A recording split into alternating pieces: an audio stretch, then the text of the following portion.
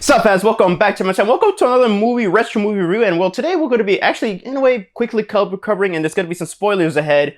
The Crow. Basically this year, this movie celebrates its 30th anniversary, and well, yeah, so we're going to talk about that coming up right now, and I hope you guys enjoy the show. Alright guys, quiet on set. Scene 1, take 1. Action. Boom! Now, if you guys like this video, make sure you guys leave a like, comment, and subscribe, and make sure you share it with your friends. So hit that bell for notifications because, well, it helps the channel a lot. And if you're new here, welcome, sit down, relax, and enjoy the show. The Crow stars Brandon Lee and is actually directed by Alex Proyas. I hope I didn't butcher his name like that because Proyas, I say Alex Proyas. So the story is basically a simple story. It's a simple revenge story. Eric Draven and his wife his wife gets R-worded and killed, and he gets killed by group of henchmen and by this top guy, and well, he comes back. A crow picks at his grave, comes back to life, and well, he's on for a revenge for the murderers and R-words of his wife, and basically going after the guy that's near the end of the movie, goes after the guy who's kind of like in charge of the whole thing. Basically the big villain trying to run this whole city. So that is my plot synopsis of the film, and let's get on to the review. And going up ahead, there's gonna be some spoilers coming up. So mostly minor spoilers. So what do I gotta say, man? Jesus Christ. I think this film went from cult classic to pop classic. I call these pop classics. It's like more of a classic now because a lot of people, especially with the new Crow movie coming out, people are revisiting the original one and looking very fondly of it. I just gotta say right off the bat, Brandon Lee is amazing in this freaking movie, man. He kills it in this role, and I'm also, before I move on, I am gonna address the elephant in the room, but I don't want to like focus on it too much because this is not what I want to talk about in this video. Yeah, Brandon Lee, this is the film where he unfortunately tragically got shot and he passed away. It was a fatal gunshot, and this movie is dedicated to him, and they had to like do some stand-ins and CGI to finish the movie. But yeah, unfortunately, this film, yeah, it took Brandon Lee's life on a set accident, and well, yeah, rest in peace, Brandon Lee. Your performance is awesome, and that's all I'm gonna say because I don't want to hold on to that more because I just want to celebrate. I just want to celebrate Brandon Lee's performance. And going back to that, wow, he is amazing in this movie. Yeah, he's the highlight of the film. Him and Ernie Hudson. He plays this cop that he knows, and he's also friends with his little girl that he befriends. And well, now he befriends this little girl's friends with him and his wife. So basically, this whole bond between the three of them. Yeah, the three of them. They have amazing chemistry together. When Eric comes back, him and her reunite, and just Ernie Hudson, when they talk and all that stuff, that's just cool. When Eric visits him in his apartment or in his house, that they just have good funny moments together. That is freaking cool. It's just so works. I think yeah, Brandon Lee, he is the highlight, but also I gotta say his chemistry with these two characters, it's like this. They really make this movie for me. That is just the heart of the story. And of course, him, avenging the death of his wife, especially near the end of the movie when they reunite. That's just sweet, and actually that's just very like satisfying to see that this character's got closure.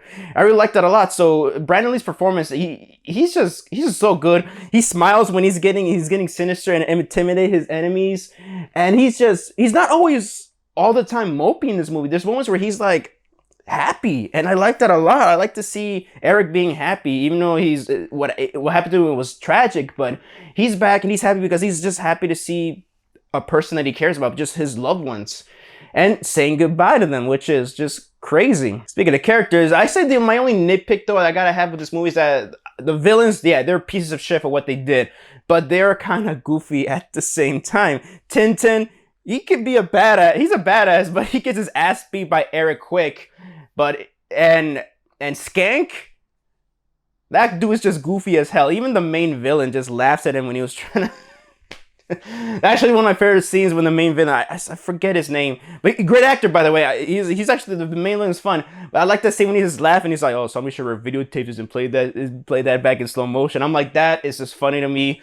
Yeah, but the villains, they're kind of a bit goofy, but they're in a way memorable too. So, but you know, they deserve everything that's coming to them. And I like that Eric gives them a nice over the top death to each and every one of them. The main villain, he's pretty cool, but he doesn't get a lot of screen time. There's some creep moments with him and his half sister there, and yeah, they're fucking.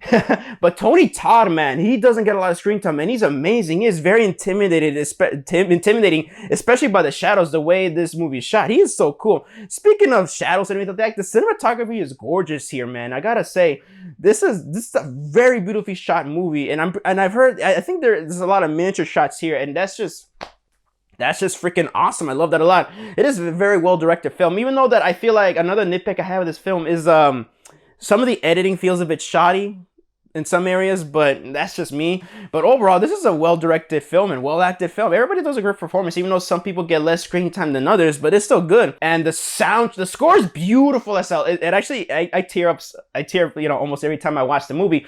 But the soundtrack, oh, that is another character's movie. The soundtrack, it is amazing.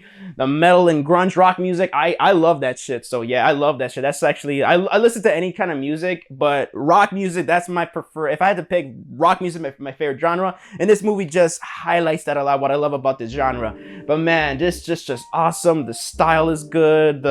It's just a damn good soundtrack. And the aesthetic, before I wrap up this video, the aesthetic of this film, I just love it. Most of the film is dark, but it's still beautiful at the same time. I love that a lot, especially with the 4K transfer that we got this year. And before I actually, I'm gonna give my rating. Yeah, you know what? Despite, you know, some of my issues with the film, I consider this movie a classic. So with that, I'll give the original, The Crow, for its 30th anniversary, a perfect 5 out of 5. Brandon Lee, you're awesome, and it's just sad he's not with us, but the legacy he left back, it is awesome. And with that, before I wrap up the video, yeah, I'm gonna just show off my only physical media collection, because my sister has a DVD. I got speaking of the 4K, I got the 4K Steelbook that came out this year. I even did a review of it. That is awesome. Nothing much in the back here. We got the 4K disc here, and before I talk about the transfer a bit, in case you didn't see my review, here's the artwork. And yeah, when I said this movie shot well, you know, dark, it is pretty sharp dark, but it is very beautiful. But this transfer, it elevates it with the Dolby Vision, HDR, and all that stuff. You see everything in the shadows, and you're pretty sure you actually watch it, because the cinematographer supervises transfer, and you get to see what originally was shown in theaters, or how it was originally intended. So man, I just love this 4K transfer. I just wish that the slip cover, man, is a bit too. I hate how they make loose slip covers, but whatever. They get easily warped too. But yeah, it's a damn good transfer, and this movie is just amazing. So yeah, that is my 30th anniversary review of The Crow. Hope you guys enjoyed the video, and thank you guys so much for watching my video. So let me know down in the comment section down below. Have you guys seen The Crow? What you guys think of it? I would love to know. Please let me know down in the comment section down below. I would love to hear your opinions on it. The original 1994 Crow. So this is Javi from JAVIWOOD Productions signing off, and I hope you guys enjoyed the show.